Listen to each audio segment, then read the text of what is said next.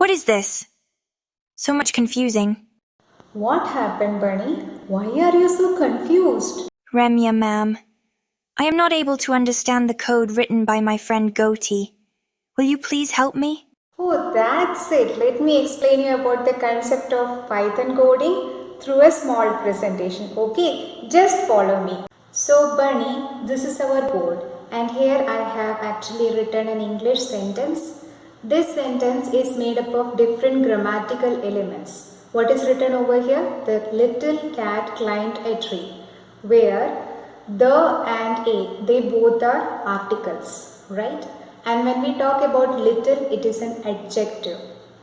Cat and tree, they both are noun. Climbed is a verb. So it is clearly seen that the entire English sentence is made up of different grammatical elements into it. Same happens with any of the English sentence, right? Same way, for any of your Python code, you will be having some basic code elements. They are called tokens. Okay, let us see what are the different types of it. So, keyword, then operator, variables, literal and function, right? Okay, so let us understand them one by one. So first of all, keyword. So when we talk about keyword is just like a reserved table in a resort or hotel which is meant for some specific people. Same way in Python programming language also, there is a set of some English words. Some 35 English words are there which is used for some specific purpose. You should not use it for anything else. Okay? Only it should be used for a specific purpose that is defined already by Python programming language. Right? We will understand about them one by one. Okay? Next comes operator. So in case of operator is basically used to do different types of operation. It can be mathematical operation for which we will be using mathematical operators like plus, minus, multiplication, division and all. Works the same as it do in case of mathematics subject. Okay, and comparison operators are there. Okay, like greater than, less than, greater than equal to, less than equal to, sign for assignment and all, right? And or not, this kind of logical operators are also there. Okay, and we can find many other different types of operators. I will explain about them in detail in the coming sessions, right? Okay, so it is used for doing some specific operations and all, right? Okay, next comes variable. When we talk about variable is just like an empty box. Okay, it's just like an empty box. So this empty box needed to be filled with some value, isn't it? So these values can be a number, an integer number, a decimal point number, a word. Okay, these kind of values we can fill into this empty box. So this empty box is basically called the variable and the value that we fill into it is called literal, right? So let me explain you more, like when we will write x is equal to 5. Okay, so according to this concept we can say that x is the variable and 5 is the literal, right? We are assigning a value 5 to x, right? So that is what is variable and literal.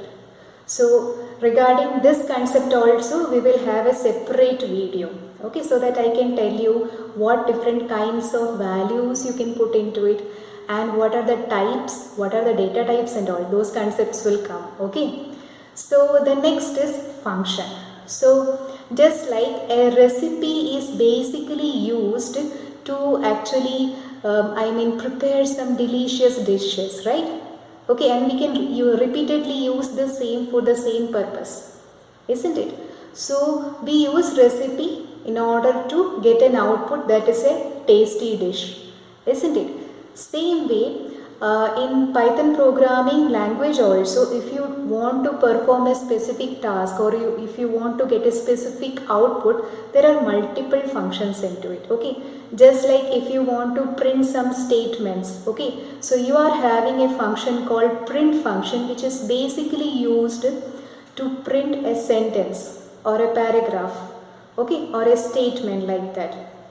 So Like that, for multiple purpose, we are having different types of functions into Python that also we will see in detail. Okay, so Bunny, this was the code that made you confused, right? So according to the concepts that I have told you right now, let us understand that what this, each and every element are there in Python. Okay, so when we talk about the first line, that is a equal to 3, what is a over here?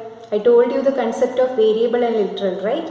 So a is basically a variable, equal to is an operator which is used to assign the value, and 3 is the literal, right? So a equal to 3 means we are assigning a value 3 to the variable a, right?